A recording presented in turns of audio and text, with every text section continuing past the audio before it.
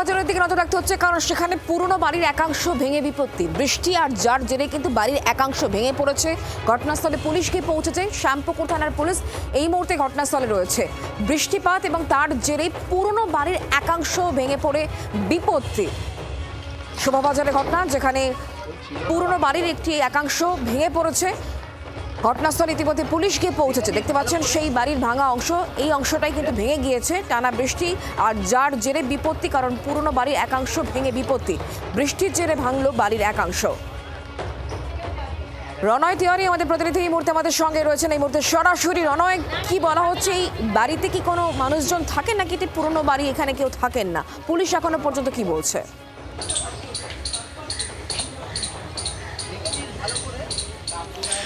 দেখো, কলকাতা পুরসভার ৮ নম্বর ওয়ার্ড শোভাবাজারের গোকুল মিত্র লেন, যেখানে আমি দাঁড়িয়ে রয়েছি, সামনের বাড়িটা তোমাকে দেখাবো। এই যে তুমি বাড়িটা দেখতে পাচ্ছ, এই বাড়ির একাংশ এদিন দুপুর 11:15 থেকে 12টা নাগাদ হুড়মুড়িয়ে ভেঙে পড়ে। বাড়ির দেওয়ালের সঙ্গে একটি অশ্বত্থ গাছ ছিল, সেই গাছ সমেত ভেঙে পড়ে।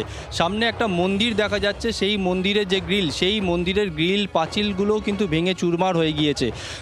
যে সময় এই বাড়িটার একাংশ ভেঙে পড়ে, সেই সময় মুষলধারায় বৃষ্টি পড়ছিল, তাই সেখানে কেউ ছিলেন না এই জায়গায়, নইলে হতাহতের বা আহত হতে পারতো, এমনটাও বলছেন এলাকার বাসিন্দারা। এখানে বেশ কয়েকজন বাসিন্দারা রয়েছেন, তাদের সঙ্গে কথা বলবো। এই যে যখন বাড়িটা ভেঙে পড়ে, আপনারা তখন কোথায় ছিলেন? আমরা তখন বাড়িতে ছিলাম। আচ্ছা, এখানে তো দেখতে পাচ্ছি একটা কল রয়েছে পানীয় জল ভরার, এইখানের থেকেই আপনারা জল ভরেন? হ্যাঁ হ্যাঁ, এখান থেকেই জল ভরি। তো এখানে কি অসুবিধা হয়? হ্যাঁ, অসুবিধা হয়, একটু বৃষ্টি বাদলা পড়লে অসুবিধা হয়।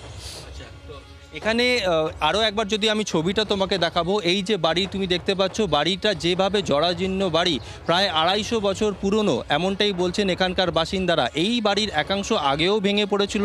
কলকাতা পুরসভার তরফে বিপজ্জনক নোটিশও টাঙানো হয়েছিল। তবে গোটা বাড়ির পেছন দিকে যদিও ভাড়াটেরা থাকে বা অন্যান্য স্থানীয় বাসিন্দাদের বসবাস রয়েছে, তারা থাকেন। তবে এখানকার বাসিন্দারা বলছেন এখানে পানীয় জল ভরেন অনেক মহিলারা, তাদের কিন্তু অসুবিধা হয়। কিন্তু কি সমস্যাটা কি আপনাদের? সমস্যাটা হচ্ছে, এটা প্রথমবার যখন ভেঙে পড়ে, তখন আমাদের কাছে একটা আশ্বাস আসে যে এই বাড়িটার যেহেতু ভগ্নদশা এবং কেউ যখন থাকেন না, পুরোটাই ভেঙে দেওয়া হবে। কিন্তু এখন যখন দ্বিতীয়বার ভেঙে পড়েছে, প্রশাসনের কাছে আশ্বাস রাখবো তারা যেন যথাযথ উপযুক্ত পদক্ষেপ নেয়, এই বাড়িটার কিছু একটা ব্যবস্থা করে, ভেঙে যাতে নতুন করেও যদি বাড়ির মালিক যদি চায় সেই সাহায্য যদি করতে পারে তো খুবই ভালো। না হলে এইটার একটা ভেঙে যদি একটু বাসিন্দাদের সুরক্ষার ব্যবস্থাটা যাতে করায়।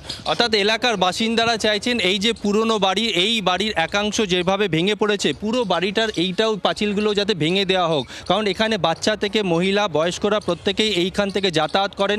সামনে কলের পানীয় জলের কল রয়েছে, সেখান থেকে তারা জল ভরেন। আবারও যদি এই বাড়ির একাংশ ভেঙে পড়ে, কারোর মাথায় ভেঙে পড়ে, তাহলে কিন্তু ভয়াবহ আকার ধারণ করবে বা যে কেউ আহত হতে পারে, এমনটাই বলছেন এলাকার বাসিন্দারা।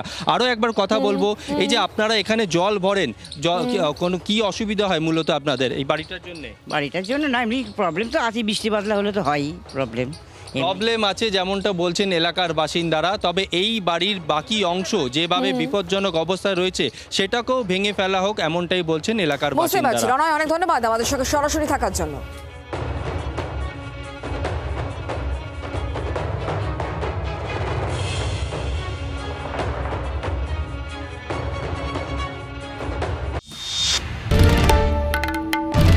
বাংলার আওয়াজ, বাঙালির আবেগ, জি 24 ঘন্টা।